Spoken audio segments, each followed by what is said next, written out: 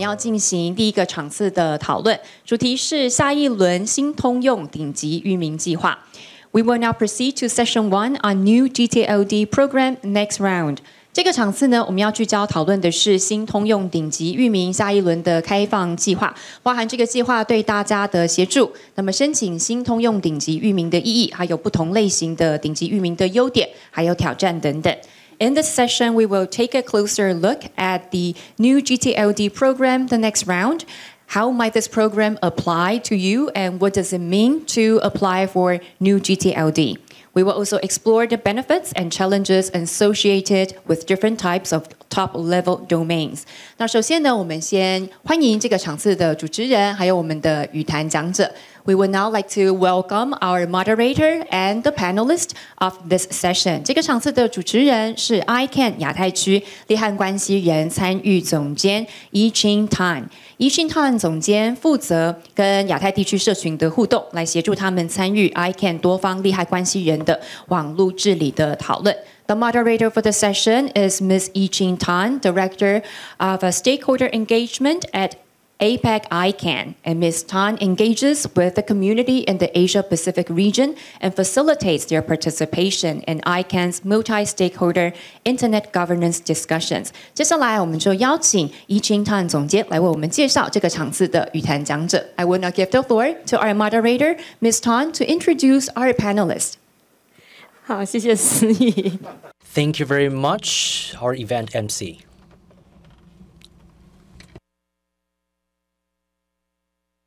Ladies and gentlemen, good afternoon.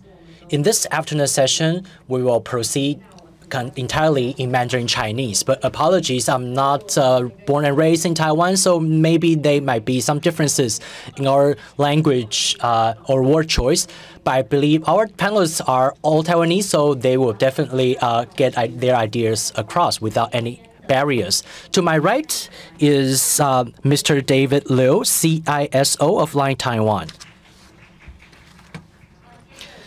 And also next on is Mr. Liu, Chairman of Net Chinese. And last but not least, the one far off is Mr. Chyn Chao, who is actually a member of the GNSO Business Consultancy and also a member in the 2015 nominating committee. And also the lady to his left is actually a counselor of ICANN GNSO, and he is currently working from home, so to speak. But she has been very active in community activities, because I believe she will share a lot of interesting stories with all of you. Just to begin with, let me say a few words about the next round of gTLD, because I'm not sure how many of you are familiar with the concept. Who hasn't heard of this concept? Raise your hand. Let me have a show of hands. Who has not ever heard of the so-called next round of gTLD? So let me give you a brief overview before we deep dive into other aspects. Before 2009, actually, we relied mostly on gTLD. To the left on the slide, you can see these are some conventions like .com, .org, and also ccTLD, such as .tw.jp. And starting from 2009 onward, we start to see a change from country-based domain names into non-Latin scripts or non-Latin languages. But that only applies to country-level domains. But start from 2012, ICANN started to initiate a new gTLD program, because back then, we learned the existence of many new and long gTLDs, as you can see on the slide, like, for example,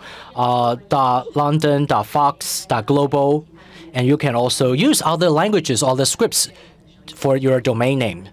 So you can see 点在线 or 点 other characters or other scripts. So with the emergence of these new and long gTLDs, we also see new use cases. For example, you can have industry-specific use cases. For example, those who are photography enthusiasts can actually click on. You can actually apply it for the use of photography. You can also Chinese-speaking community can also apply for .网址 or .website in Han script. We are also brand-specific such as .google in order to increase their online identity and enhance their brand awareness. Well, we've just finished lunch. It's a graveyard session, so let me ask you a quick question. This question you can see on the slide. Can you differentiate between Apple.com versus Apple.com? What's the difference between the two Apple.com? Can you see the difference? Raise your hand if you think the two are different. Who think the two are identical? Well, who are those who didn't raise your hands? Raise your hand if you think the two are different, please. If you think the two are identical, raise your hand. Thank you. Yes, well, there is a difference between the two. Actually, I forget which one, but one of them, I'm sure, it's not visible to the naked eye, but one of them is actually made of Latin script. So the other A is actually Semitic script. I'm not sure how to translate into Chinese, but it's used in Greek language. So that causes end user confusion because, well, you can really tell the difference. We already enlarged the fonts, but if you use a browser to view these two different options, actually the two look almost identical. But now we don't allow misscript registration. Of course, there are some people with malicious intention engaging in phishing activity may use mixed script domain names. So my point is that if you use IDN and if you use if you are non-English speaker, you use your more familiar languages, you can immediately see, okay, all the scripts are, for example, in Mandarin characters. So that will not lead to user confusion. Now, taking a look at the new round of gTLD. Now, there was the first round in 2012. The next round will start to receive application from April 2026 for the next round of new gTLD applications. So brand owners or companies are all eligible to apply for their preferred gTLD. There are also IDN, for example, Mandarin-based or Chinese character-based IDN open up for application. Here's a timeline for your review, for your reference. That does not matter that much. I want to make a mention of the so-called ASP and RSP. For the next round, to apply for the gTLD, it actually will cost you an arm and a leg. We actually talk about how much it costs. Is it worth every dollar? What are the pros and cons? And for the actual application, when you file your application, you have to pay $275,000 which is quite high. And for ASP, it's called the Applicant Support Program. For example, if a company meets certain criteria, can actually make the application for the ASP, which will help you lower the fees. It will also provide you with some non-financial support.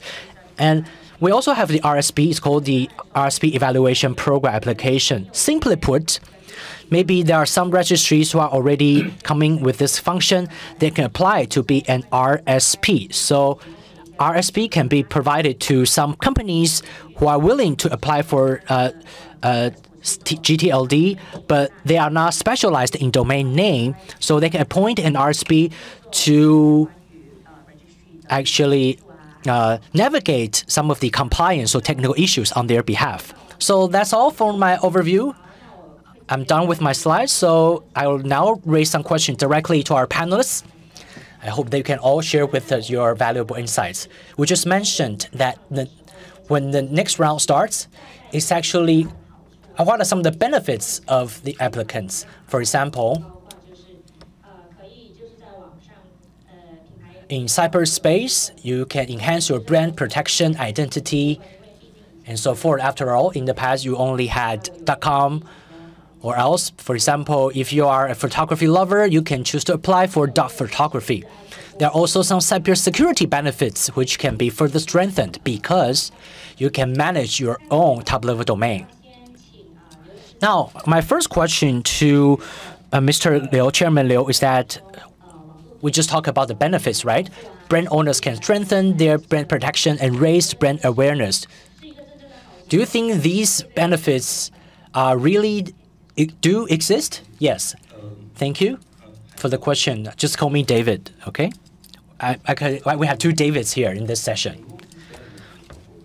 Actually, our company participated in the first round back in 2012, so we've been researching into this area for more than a decade. And truth be told, in terms of brand promotion, I think it's based on where you come from. For example, we ask our clients two things. First, what are your main customers? Is it end users around the world or industry professionals? That's the first question we'd add. For example, airline companies serve a global clientele, but if you are a global electronic OEM, you are in this 2B business. The closer you are to end user, the more beneficial for you to use top-level domain. That's the first thing. And second, we ask our clients, are you able to support a charitable organization? Because as our moderator mentioned, it costs about more than $200,000. And if you rent the entire system, you need to spend more than $400,000. And every year, I think it's written in black and white, every year still have to shell out an ongoing fee of $200,000. You have benefits in terms of brand protection or identity, but actually it's just like making a donation. You raise a donation in order to increase your brand awareness. So going back to your first question, based on our experience, so those organizations who have deep pockets and who are closer to end users, these applications do hold a lot of ground. For example, IDN. IDN is actually a good way to go. Many of our clients like the idea, but many of our SMEs in Taiwan are not that client-facing. They don't have deep pockets. So these clients should also learn about new gTLD. For example, their brand may be used by other people in their top-level domain. And one thing special about Taiwanese companies that usually we have two names. Our Chinese called 网络中文, but our English name is not Chinese. And our English name is also usually abbreviated. For example, TSMC, right? It's a acronym or initials. But actually, it can be translated or spelled out in Japan for a totally different company. TSMC is also a magazine under IEEE. So it can be spelled out to mean different things. So my key is that usually a lot of companies in Taiwan have bilingual name, but your English names may actually be identical with other entities around the world. So our recommendation for local businesses is that, of course, you can spend a lot of money to apply for a new gTLD, or you can choose not to do so. But you still have to keep a close tabs on the landscape of gTLD. You need to protect your brand when necessary. Does that answer your question? Yes. You also answer some other questions that I haven't raised yet. Now, the question for Mr. Chao, General Manager Chao, can you please share your insights regarding brand awareness and brand protection? Thank you, our moderator. Hello, my name is Chyn Chao. I'm a little bit less experienced in David, but I also participated in the first round in 2012 and also in working with Edmund. Edmund is just like my mentor, my teacher, but he's actually younger. Okay, jokes aside, working in this field for so many years, I think that I can share with you one fact when we try to understand what brand awareness means. Around the world, there are 3 major cloud service providers, and they have already applied for new gTLD. For example, AWS. Last year, Microsoft, they had this cloud.Microsoft up and running underpinning their infrastructure. So they have all transferred or shifted to their own .brand top-level domain. Google, of course, also hopped on the bandwagon. Maybe without your knowing, when you are filling out Google form, you'll find that it finishes at .gle. It's not about certain brand of kind of car, but google.gle, form.gle. So you already see this brand-specific domain name for Google. So the first fact is that the three major cloud service providers have already migrated to brand-specific top-level domain. It's an undisputed or unreputed fact. We've seen this major paradigm shift in the past few years. Now, closer to home in Taiwan, indeed, I didn't do anything in the previous round. It's Net Chinese who did all the tasks, but actually, I focus on the mainland Chinese market, about 30-plus brands. For the first round, there are some success stories and some failure stories. Some companies could not just afford the maintenance fee, therefore had to terminate using their domain names. But actually, in 2012, people apply for these domains not only for brand awareness sake. There was a book called Poor Dad, Rich Dad. It's just like with gTLD, you could get rich quick. That's the permanent mindset at that time, whether you are in the internet business or digital businesses. It seems that as long as you have a new gTLD, it will be hugely beneficial for your business. You could secure a strong foothold in the market. But last but not least, actually in the previous round, we saw a lot of Asian companies trying to gain a strong foothold. Also want to increase their brand awareness. You like flowers? You also see Dark Sakura. Dark Sakura, which company applied for this top level for this domain name? Dark Sakura is actually owned by an internet company called Sakura Internet in Japan, which is the largest public cloud service providers. So from 2012 onward, I always thought it's a like water boiler company, also goes by the name of Sakura, but actually it's owned and managed by a Sakura Internet, a very well-established ISP provider in Japan. So I just share with you some examples. This is just for your reference. For example, there's a Chinese company, Delta. If you want to apply for a gTLD, well, sorry, because Delta has already been taken by the Delta Airlines of the United States. So back in 2012, there have been a lot of missed opportunities for Chinese companies. This time around, we cannot afford to make the same mistake. So because we just talk about the business community. But now my next question will go to Chen Manru. I would like to have reviews on the online identity provided by gTLD for individuals. Well, Kefan was saying that I spent most of my time at home. You know, when I was at home, I basically was just lying down because it's more comfortable. Well, anyways, in terms of individual applicant, well, there are three main principles that are driving gTLD. And for consumers, obviously, we want to show we trust gTLD. And this also represents a new option for consumers.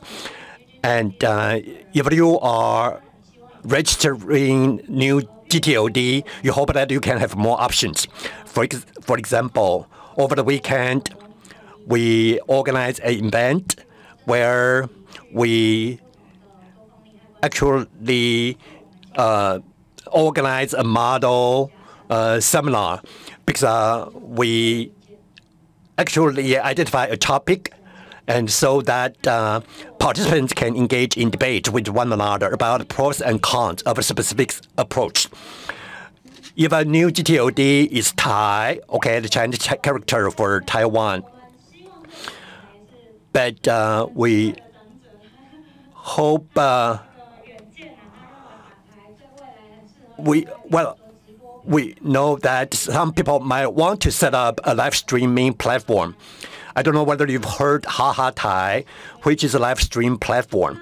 And so, again, there was a proposal to apply for the gTLD.Thai.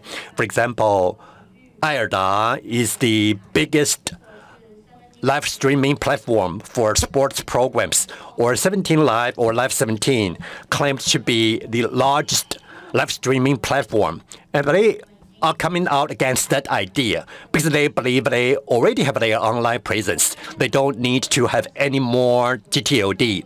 However, for ICANN, for other consumers, what we want to focus about is the fact that hopefully we will have more options going forward. For example, for the consumers, in the area of gTLD, if we can see something that's trustworthy, probably that's what my choice will be.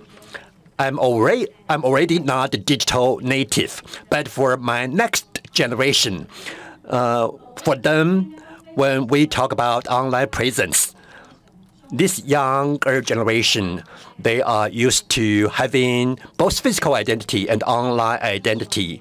So obviously, this is a very foreign concept to those of us who are the previous generation. But for younger generation, they are very used to having online identity. They typically will adopt new technologies very quickly. So for them, if there are more options, they would be very eager to embrace gTLD. So again, I would look to the younger generation to open up more opportunities for gTLD.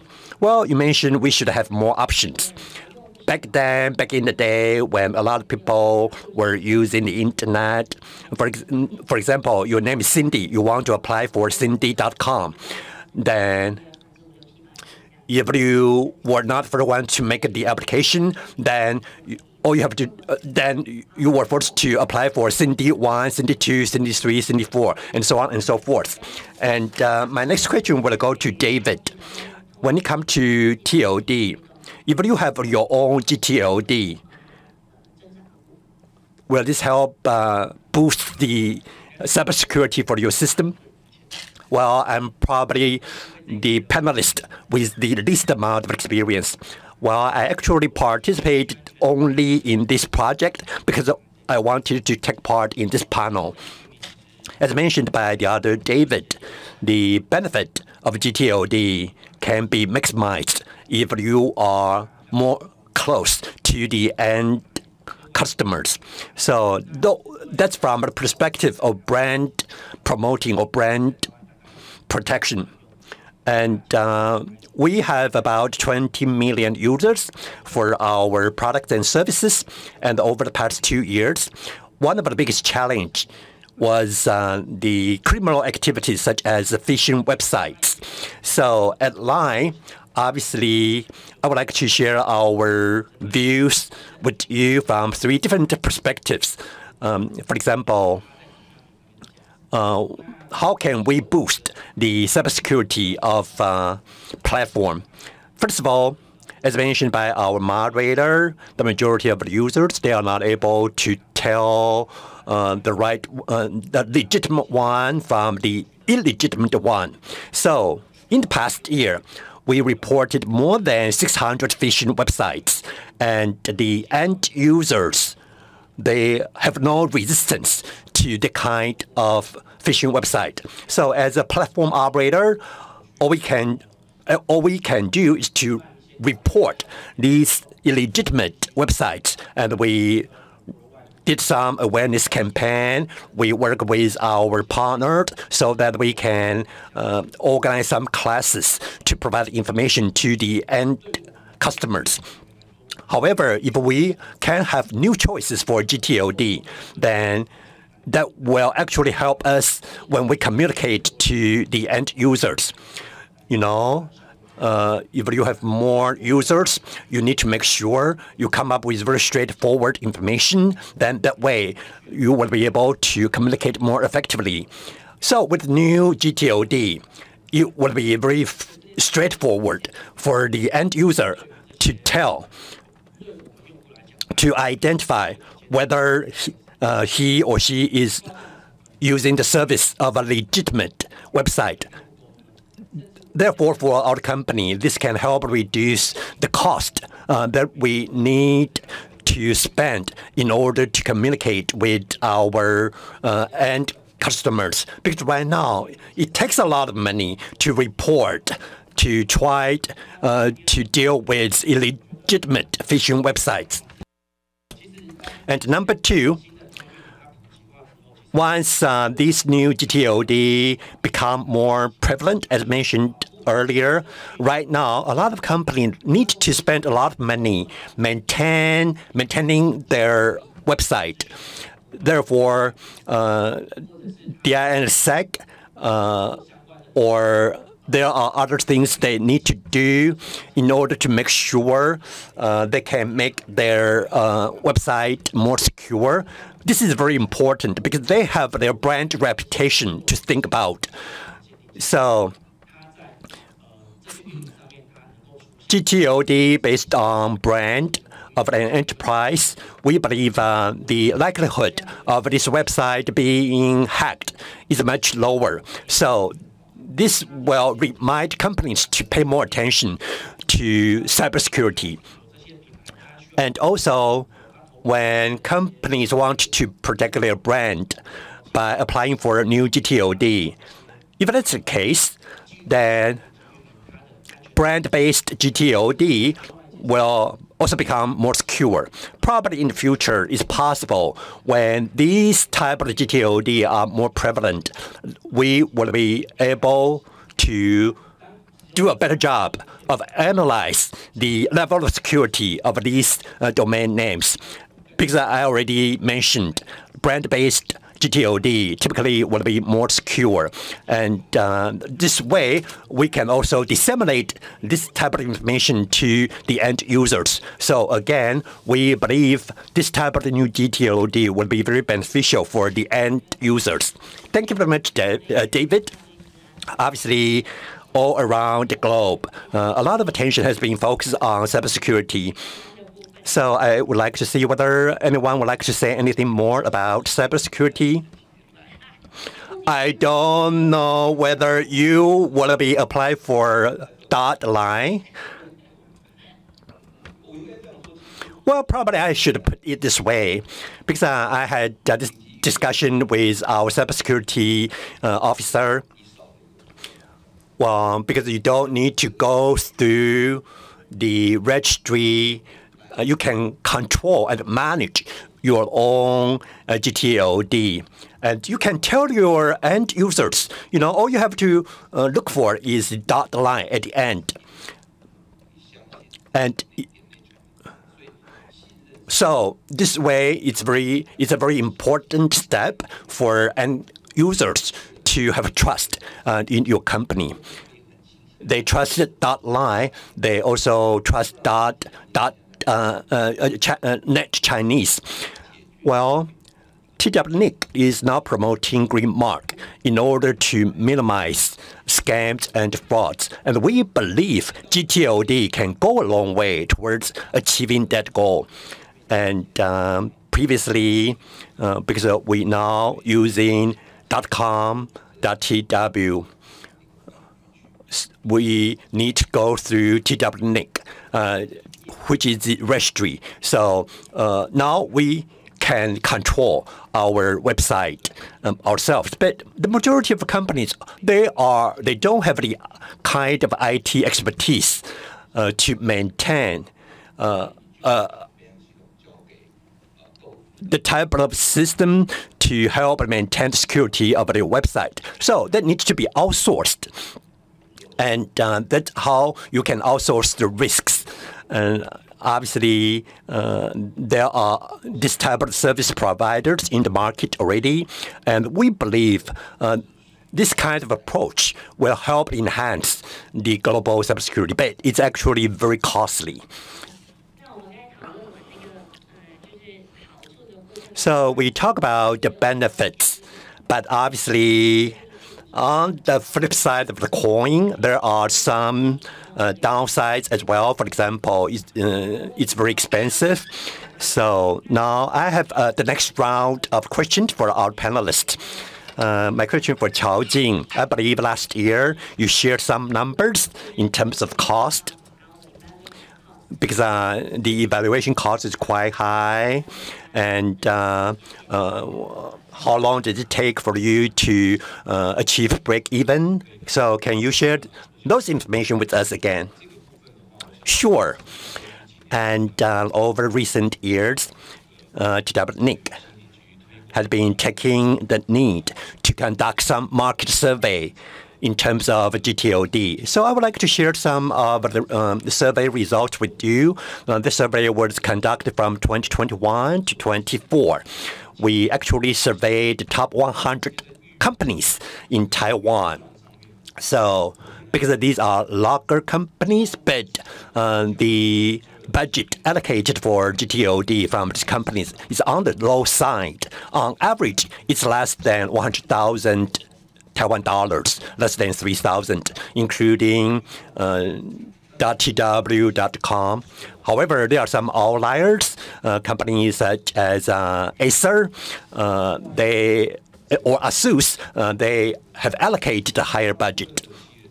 And for the majority of the companies, they are aware of this new gTLD. More than 2/3, 60%, 70% of surveyed company, they already know what is DOT online, what is gTLD.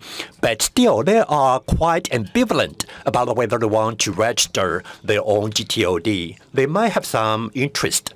They probably know that when 2026 rolls around, there will be the next round of gTLD. But right now, they're still on the fence.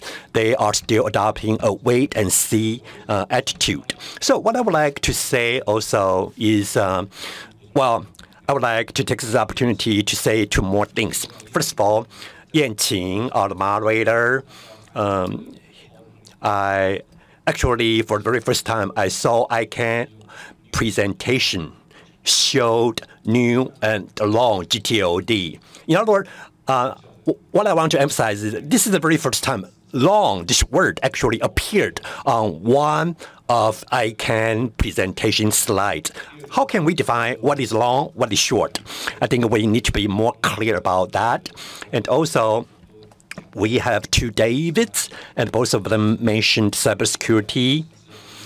And obviously, for those of us who are in this business, behind each phishing website, these attackers, they actually have at their disposal these domain name, because they have actually a lot of IP addresses. They have a lot of domain names, which they can tap into when they want to launch any attack.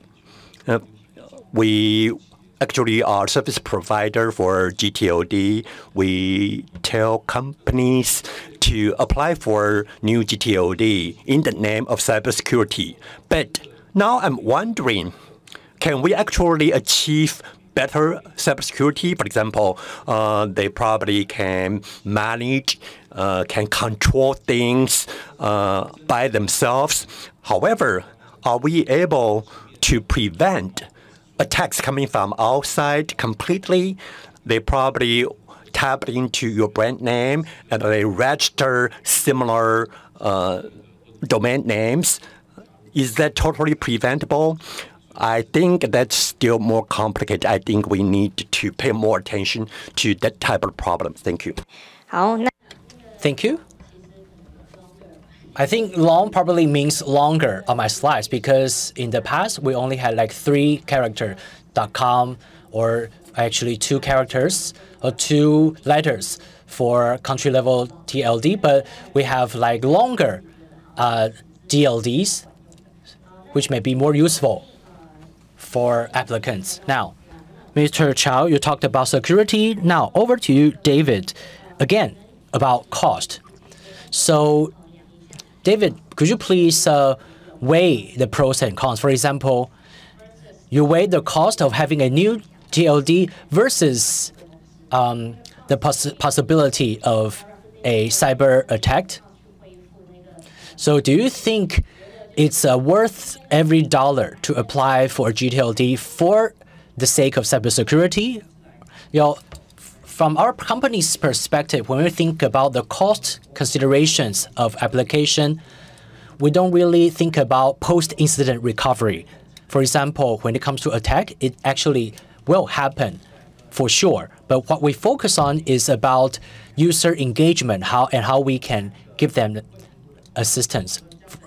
So of course, in addition to a application fee, we also have to pay some hidden or unseen costs when users are being frauded and they want to have their accounts recovered.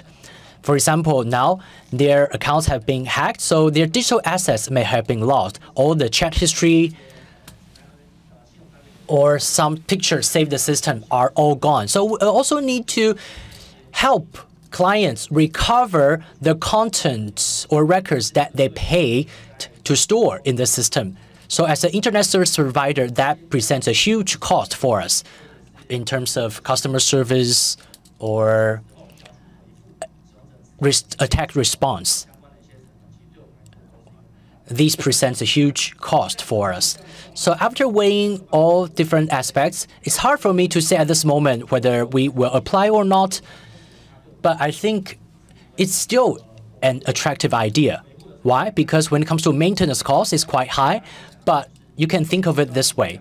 I need to make such an investment in customer service. For example, we have 23 million people in Taiwan. Maybe 10% of them are being attacked by phishers. So I need to always respond to account recovery after their talk. So I also need to spend a lot of money in terms of recovery. So when we are thinking whether to apply for the gTLD, we need to actually weigh different pros and cons.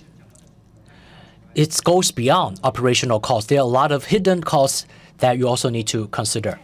Thank you, David. Now, it sounds a bit pessimistic right now. Many of you are still waiting on the sideline. So maybe, Manru, you can talk a little bit more about the applicant support program, which will reduce the overall cost for applicants. Yes. A disclaimer here. ASP will help reduce your cost, but for major companies are not eligible for ASP program. But the support is provided to those organizations who are smaller or coming from less developed regions if they want to apply for new gTLDs. So in 2016, if you apply for new gTLD, each application cost about $275,000. But if you meet cert, you are eligible for ASP program. I will simply use ASP because the full name is quite a mouthful. If you apply for ASP and you did it successfully, you can get a 25.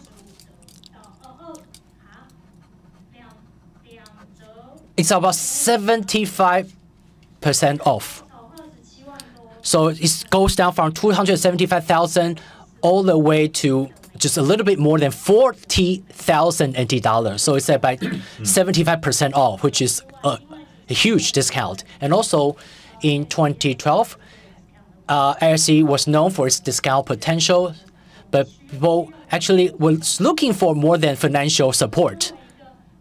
Because as someone who was a stranger to gTLD, I needed more support. So for this round, if you apply for ASP, it will give you a lot of consultation sessions, give you course trainings to build your capacity to navigate this new landscape. We also provide consultation, advisory services, and gives you a list of all the services free of charge. So for example, legal services, documentation, paperwork service, English writing service, and also services to help you operate your own gTLD.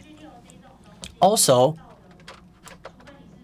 unless you can come up with a very unique gTLD, otherwise it will be like eyed by other potential applicants. So if there are more than one applicants for the same gTLD, if there's zero consensus between you, there will be an auction mechanism being initiated. You need to put in a bid to bid for this new gTLD. If you are a ASP qualifier, when you are in this auction, you'll receive a betting credit. You are running out of, because it's unreasonable for you to spend more money to participate in the auction. So you now are given this financial backing to match other bidders' price. So now they receive this discount, but it's only a one-off discount. You still need additional resources after the application.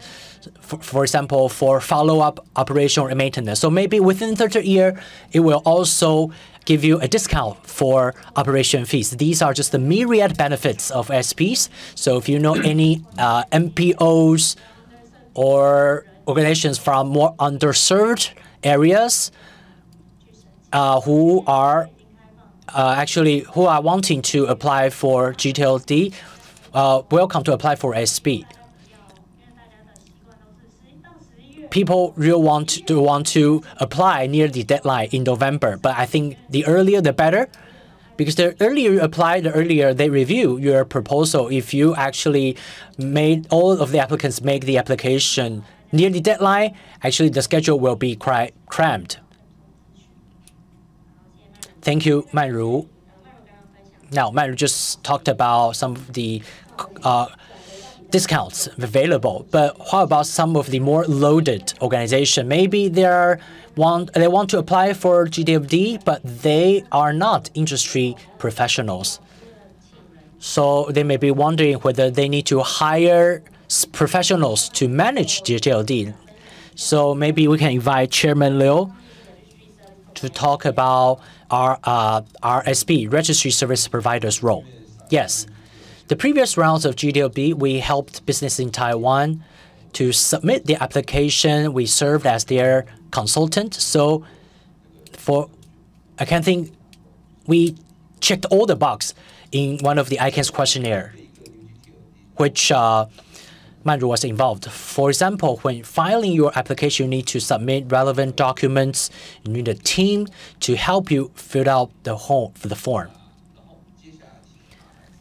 But the real challenge is actually the operation, the ongoing maintenance, because the maintenance of gTLD is not only technically challenging, it also comes with cybersecurity, customer service, and other implications. There are certain rules abide by. Actually, we haven't seen the AGB coming out for the 2016 round. We actually compared the current draft with the 2012 draft. ICANN has made substantial improvement. There are a lot of more detailed mentioning of concepts. So for a corporate client, unless they actually excel in IT, otherwise, they should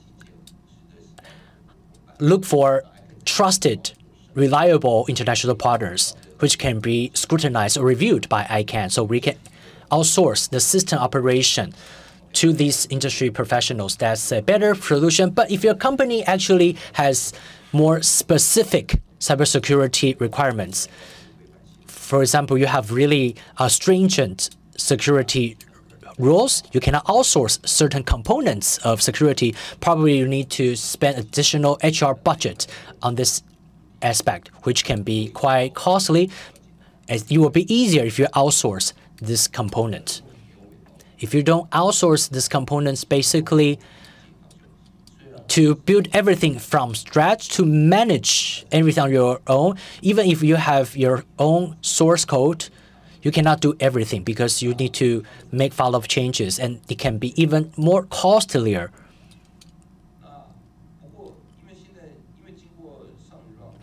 But looking at the evolution of the different rounds of gTLD application, we've been looking for a lot of suppliers on our clients' behalf.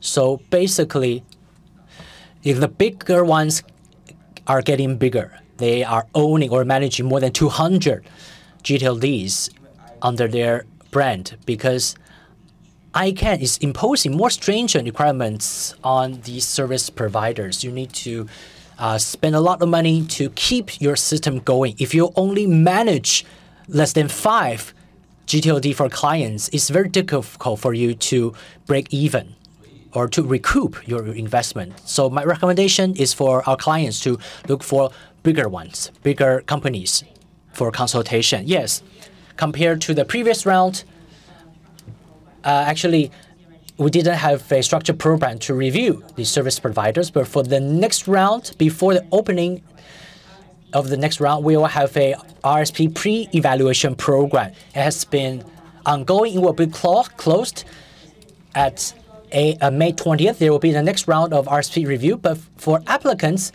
we will give you a list of potential RSP providers that applicants can choose from. Now, when it comes to RSP, maybe Mr. Chow has something to add? Yes, just very briefly. When it comes to RSP, I believe there are a lot of economies in APAC, their country codes actually going on this direction before May 20th. Some of them have already submitted their applications. One of the gTLDs is quite interesting. In the previous round in 2012, it served different customers.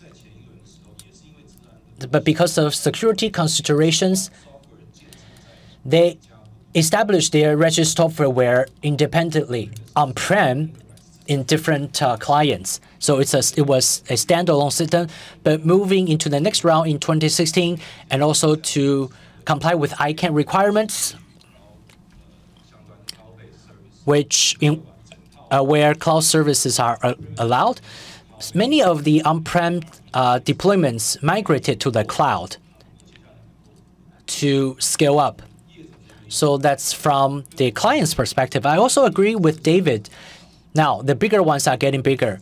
It's really difficult for you to grow, to start from zero because of cost consideration or from a transactional cost perspective.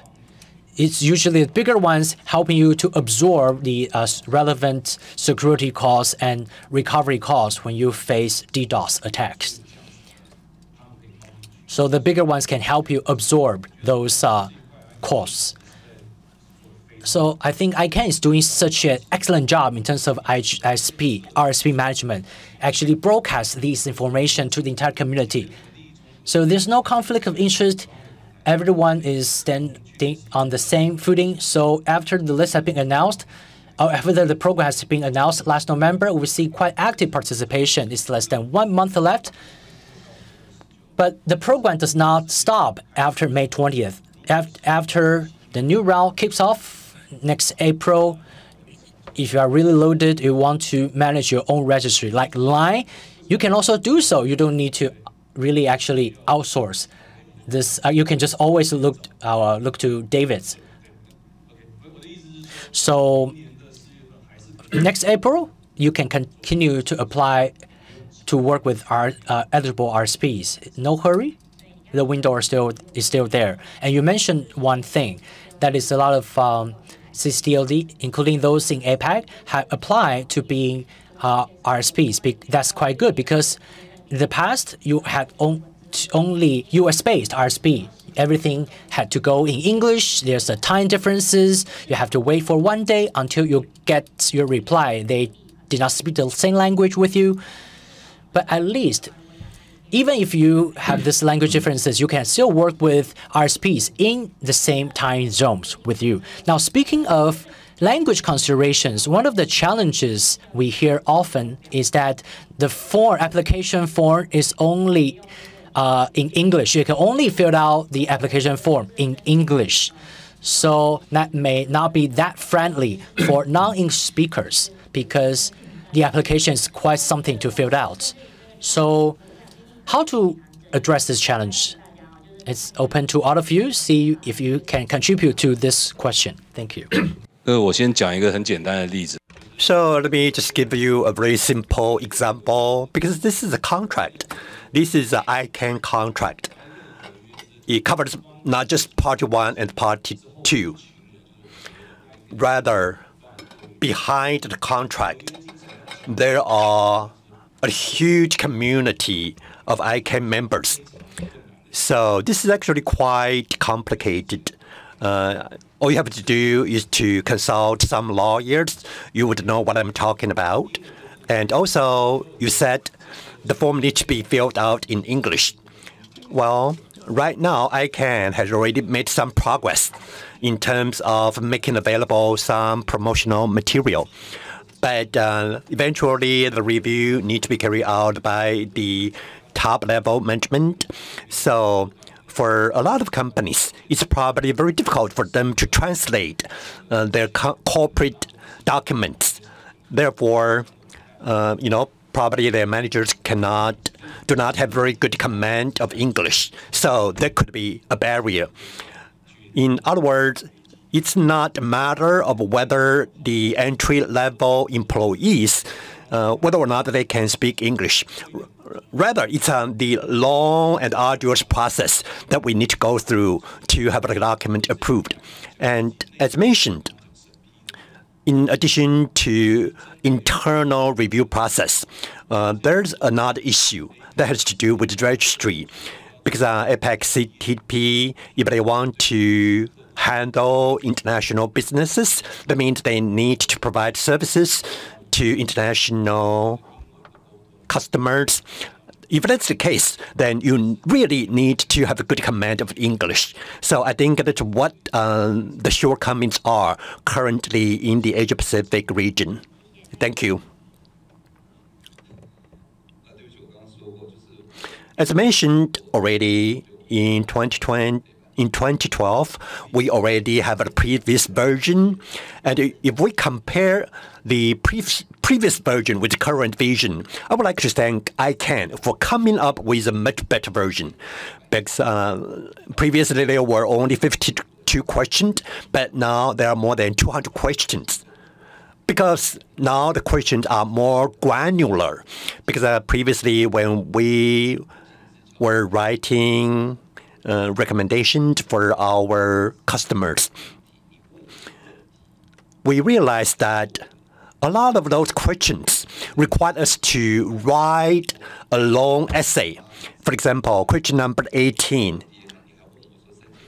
is actually a very meaningless question. Because every time when there is this term, brand TOT, and then we have no choice but to write a long essay to make sure we really highlight the value of our brand. So now that question has already been removed. We don't need to prove ourselves again that we are a famous brand. So as mentioned, with the new version, there are 216 questions. But for brand TOD, all you have to do is to answer the 169 questions that are more brand specific. The question was whether language will become a barrier. However, because with this new version, questions are very specific.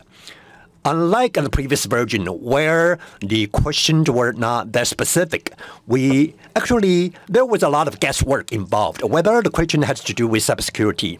Although the number has ballooned from 52 to 216, but all of the question in this new version is very specific. If you are under DOS attack, will your company be sustained for a long period of time given your financial condition?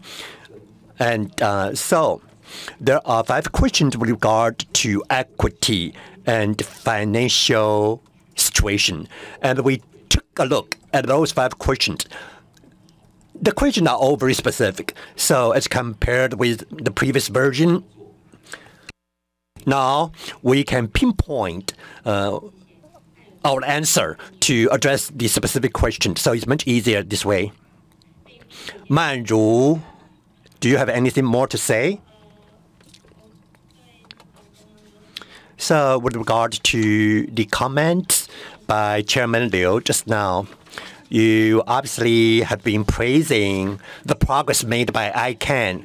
Well, I think the reason why we were able to make this kind of progress is probably the community behind ICANN.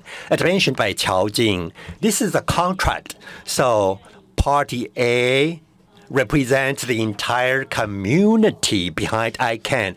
So we started with this consensus policy. That's how we were able to address all the shortcomings of the version in 2012. So we actually have a workflow trying to sort of like review the previous version so that we can make improvement on that version.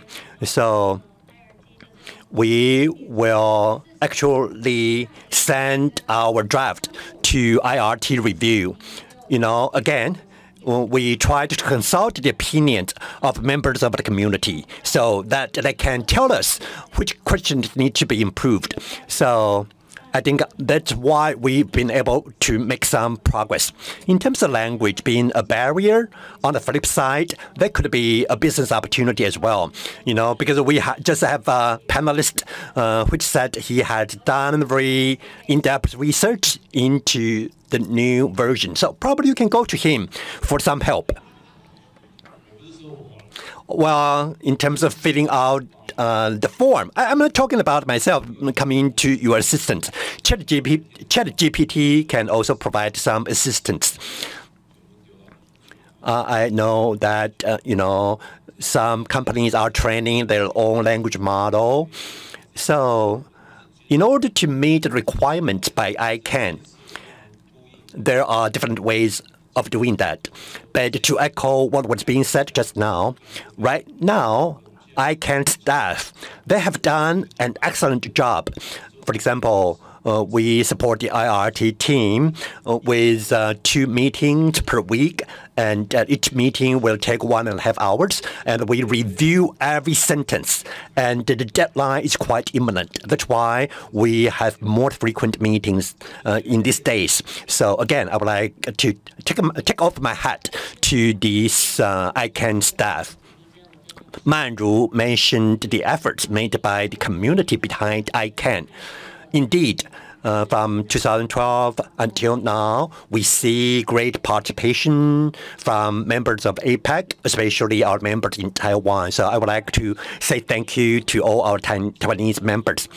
In terms of application form, right now, you can only use English because ICANN is legally registered in the United States. So there's no way around it. However, with this new round of gTLD program, we believe that we have tried to provide translation services as much as possible. So indeed, some progress has been made.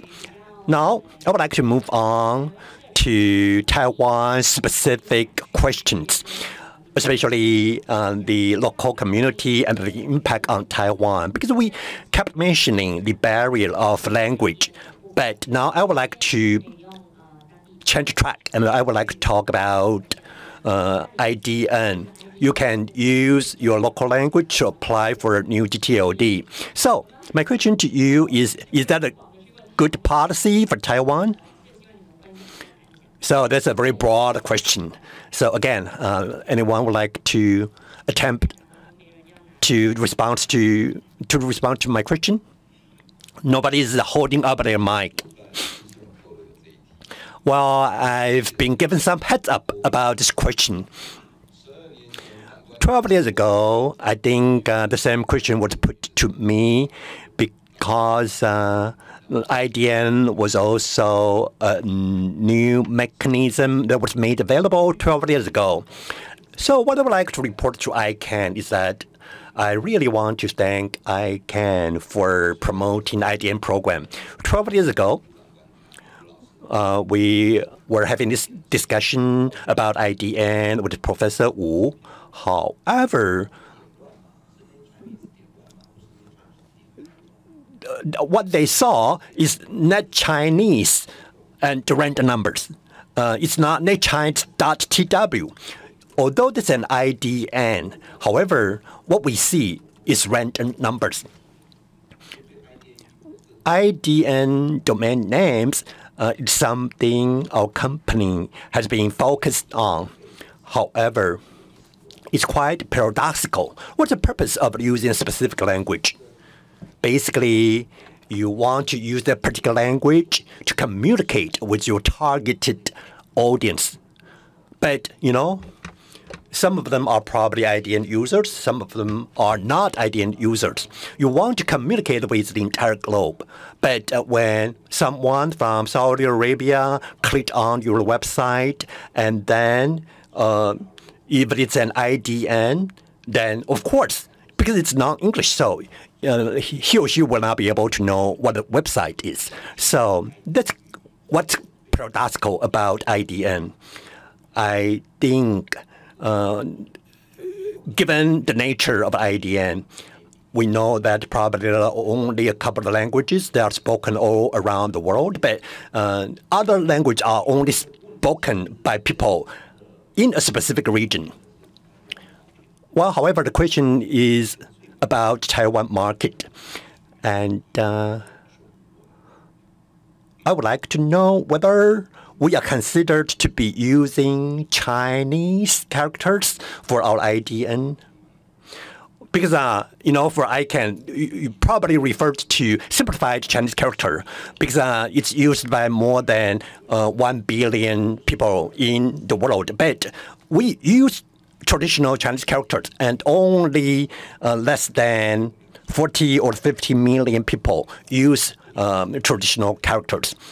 I believe the number is somewhere between 30 million to 50 million. So I would like to know if you want to promote IDN for Taiwanese users. For example, as an individual, I want to promote my identity. I want to promote my philosophy. That's totally okay.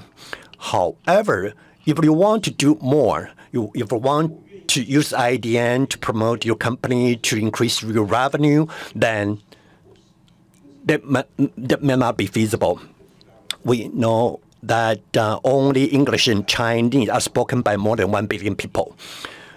For Latin languages or Spanish, it's spoken by less than 50 million. You need to have a huge customer base in order to support an industry. So for a lot of languages, it's probably good for personal use, but it's very difficult to support an entire industry. So with this new round of gTLD, I heard that there are some applications for Chinese gTLD. So I believe there's some market demand. However, as in terms of the total number of users, I don't think it will actually emulate what the English IDN was able to do. Well, I'm in full agreement here. In other words, we believe IDN is for specific sphere of culture. In other words, because it's based on unique languages, therefore they can only support certain spheres of culture. Well, if you cannot read the name that come up at the website, then of course you will have no trust in the content of the website. So that's what's important about IDN. And this is true not only in the Chinese context, even in the context of other language, it's the same thing. So that's the importance of IDN. So people can use their mother tongue to use the various services available on the internet. Well, when I was small, people were telling me I don't need to worry about my English abilities because everyone will be speaking Chinese when I grow up. But that has not panned out. And as mentioned, also, there's a difference between Chinese in terms of simplified and traditional Chinese characters And if you apply for simplified Chinese IDN, this can help maintain the safety, stability, and easy operation of the internet. So even for someone who only read simplified Chinese character, but you don't have to worry because you will still be guided to a domain name that in traditional Chinese character. Do you have to sell more than 1,000 or tens of thousands domain names before you can turn profitable? Well, that may not be the case. If you can identify a good business model by selling domain names, there's still an opportunity for you to turn profitable even without selling a huge amount of domain names. And the latest trend is that we need to double down on being local, but also being global at the same time. For example, K-pop is a very good case in point.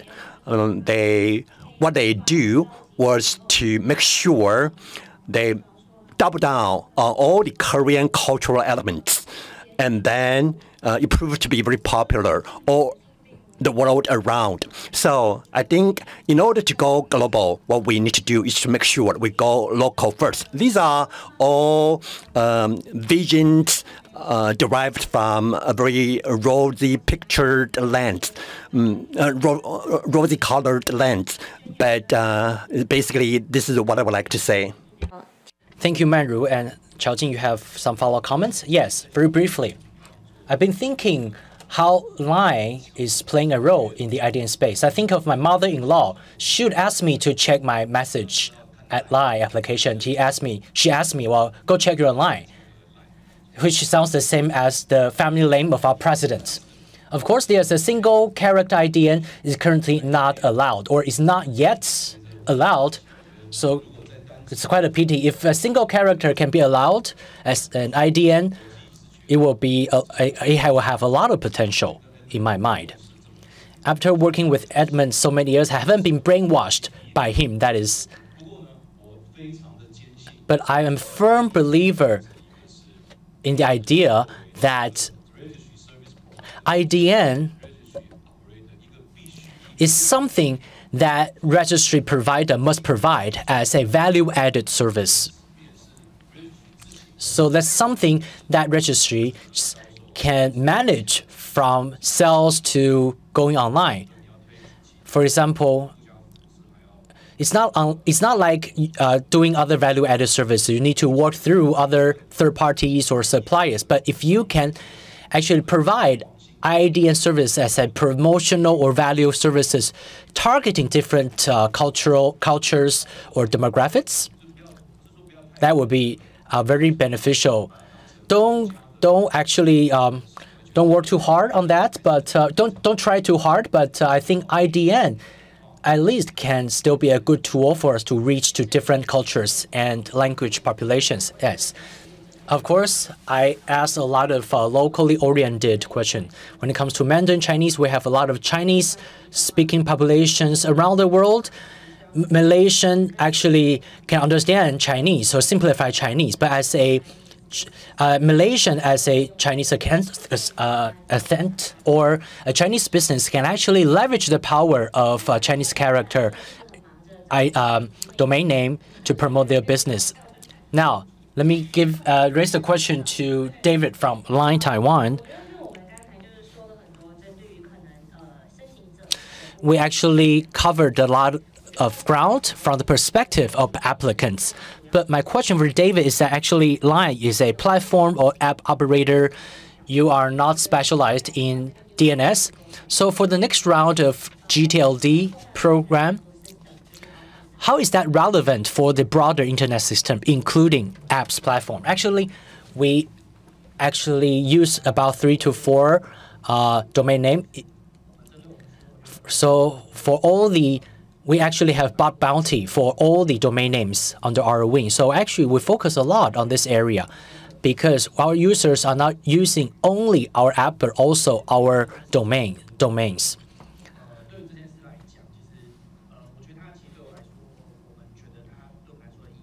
So I think the critical implication for us that we see a new opportunity, as General Manager Chow mentioned, that even if we have a new gTLD program, there are always phishing websites, but at least we have some tool available to mitigate the impact.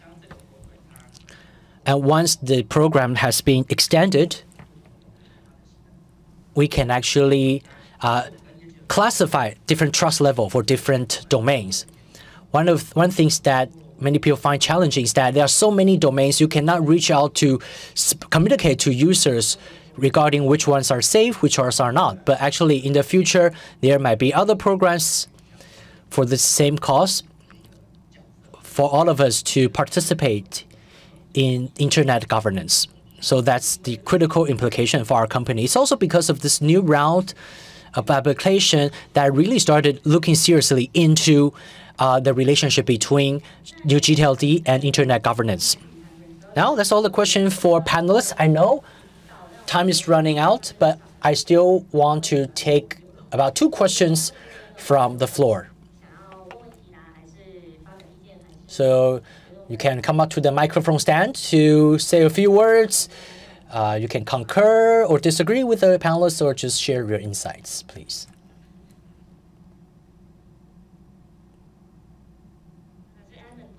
Edmund's not here. Probably he had a lot to say on IDM. Maybe we should wait for him to come back. Yes.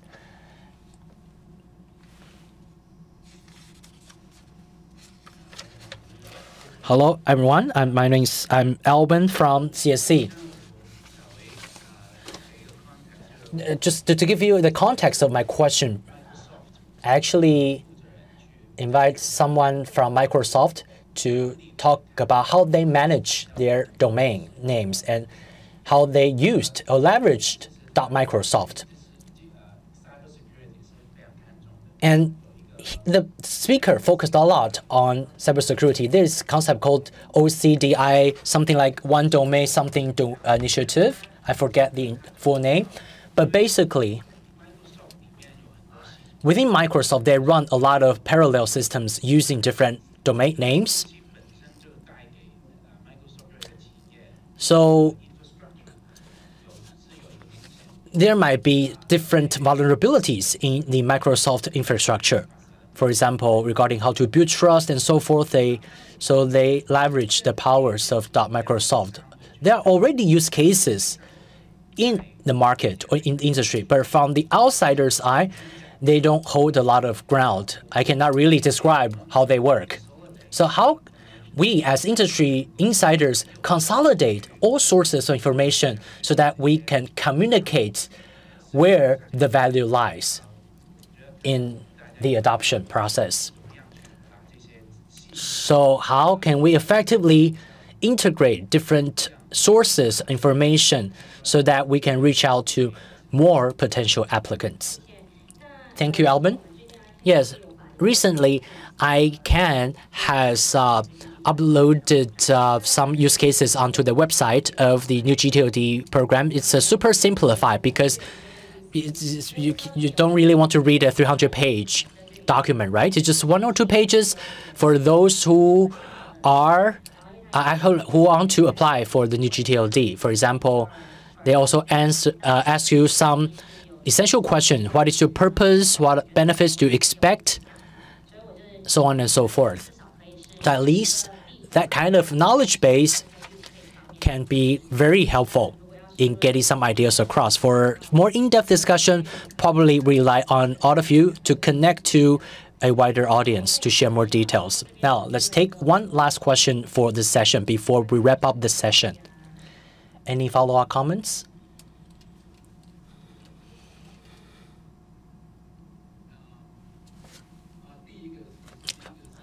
First, General Manager Chow talked about the cases of AWS or Google. But what I really want to know is whether Google and AWS stop paying for the .com and .tw domain name. Now they have their own brand-specific ones, right? They have registered for their new gTLD. Are they going to discontinue paying for .com or .tw? That would be a huge loss because these major big names have registered for so many popular names. And secondly,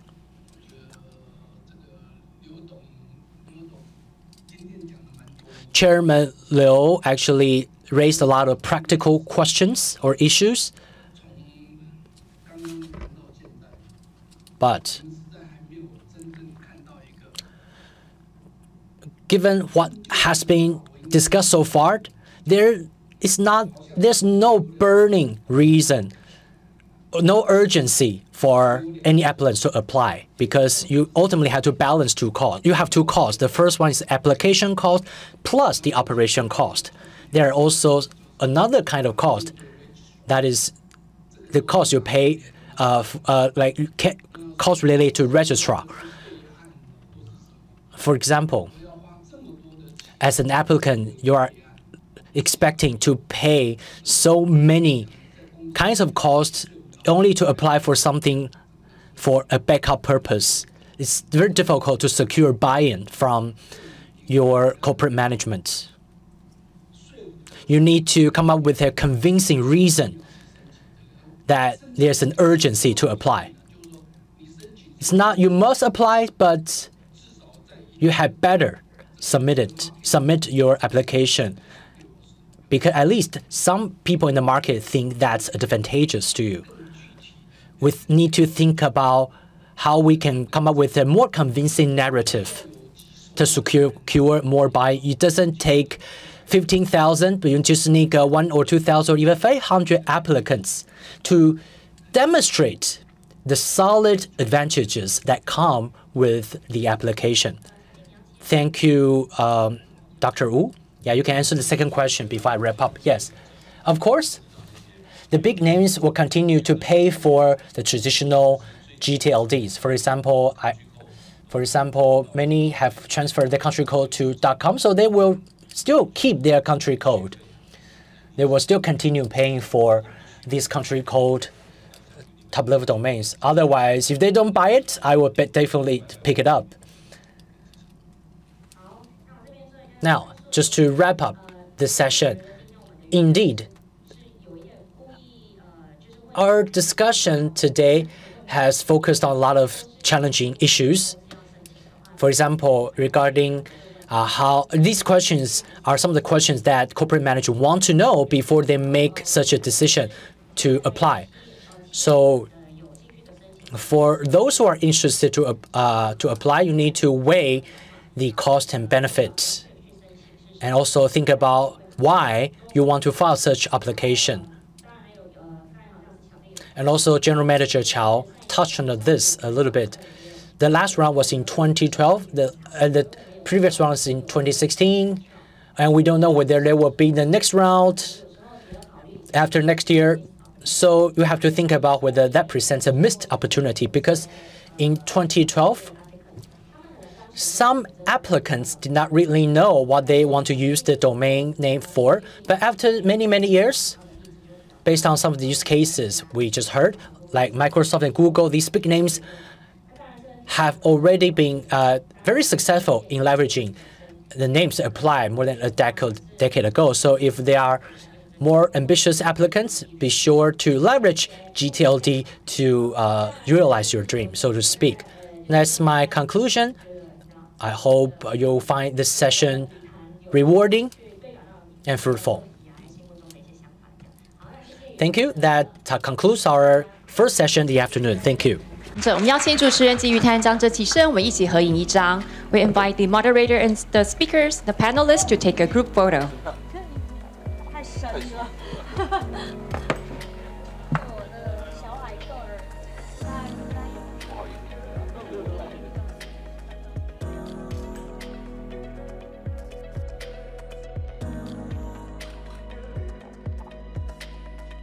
好，请我们的与谈讲者还有主持人看向摄影师。